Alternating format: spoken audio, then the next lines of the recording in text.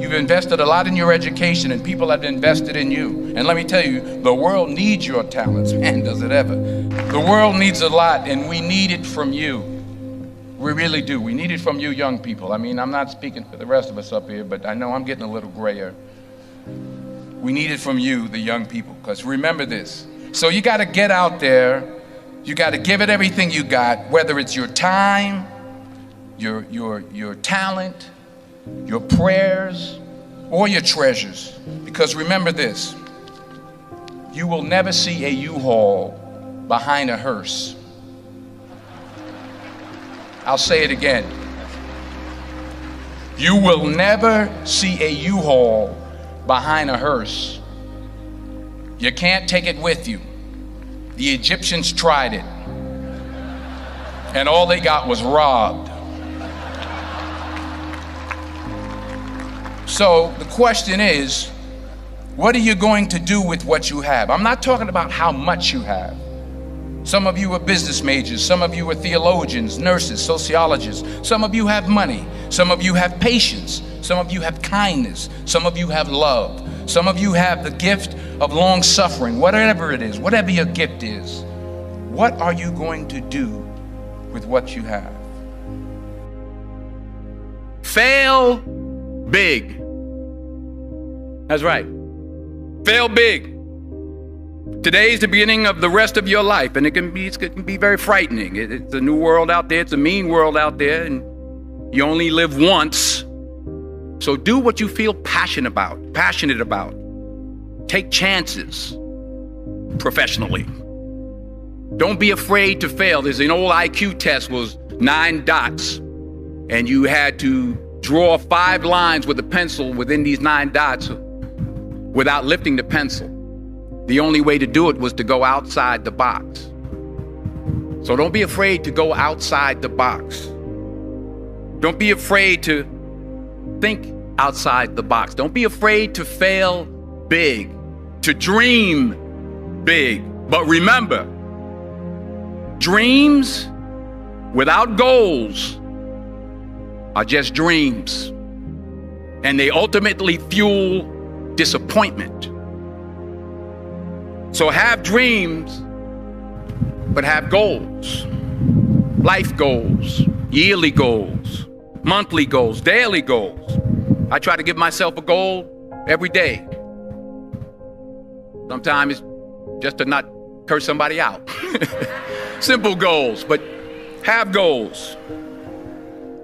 And understand that to achieve these goals, you must apply discipline and consistency.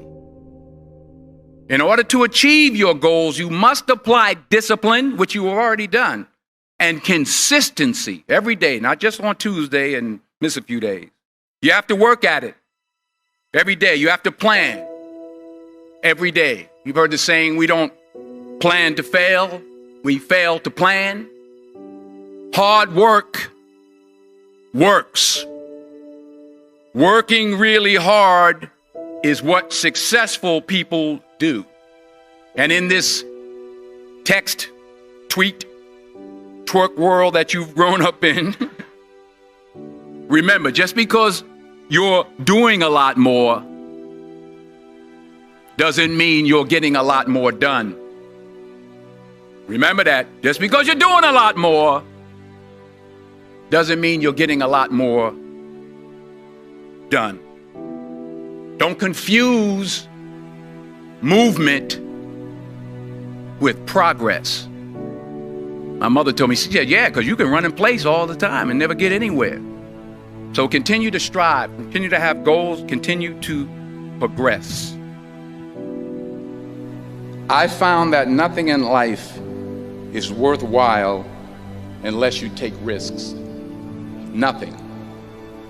Nelson Mandela said, there is no passion to be found playing small and settling for a life that's less than the one you're capable of living.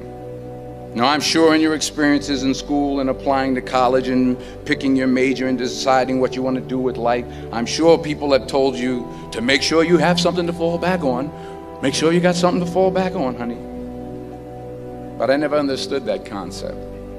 having something to fall back on. If I'm going to fall, I don't want to fall back on anything except my faith. I want to fall forward. I figure at least this way I'll see what I'm going to hit. Fall forward. This is what I mean. Reggie Jackson struck out 2,600 times in his career, the most in the history of baseball. But you don't hear about the strikeouts. People remember the home runs. Fall forward. Thomas Edison conducted 1,000 failed experiments. Did you know that? I didn't know that. Because the 1,001st was the light bulb. Fall forward. Every failed experiment is one step closer to success. You've got to take risks, and I'm sure you've probably heard that before, but I want to talk to you about why that's so important.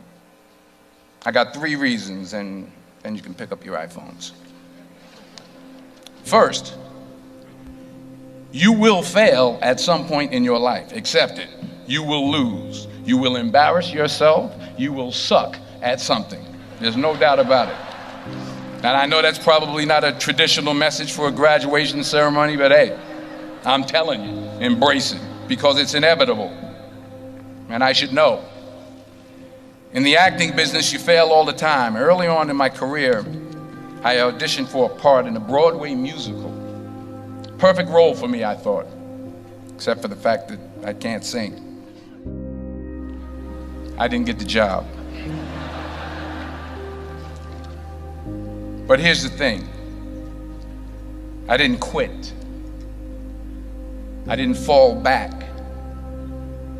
I walked out of there to prepare for the next audition, and the next audition, and the next audition. I prayed. I prayed, and I prayed. But I continued to fail, and fail, and fail. But it didn't matter, because you know what? There's an old saying, you hang around the barbershop long enough, sooner or later you're gonna get a haircut. So you will catch a break, and I did catch a break.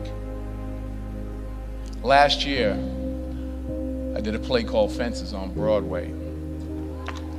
Someone talked about it. Won the Tony Award. And I didn't have to sing, by the way. But here's the kicker. It was at the Court Theater. It was at the same theater that I failed that first audition 30 years prior.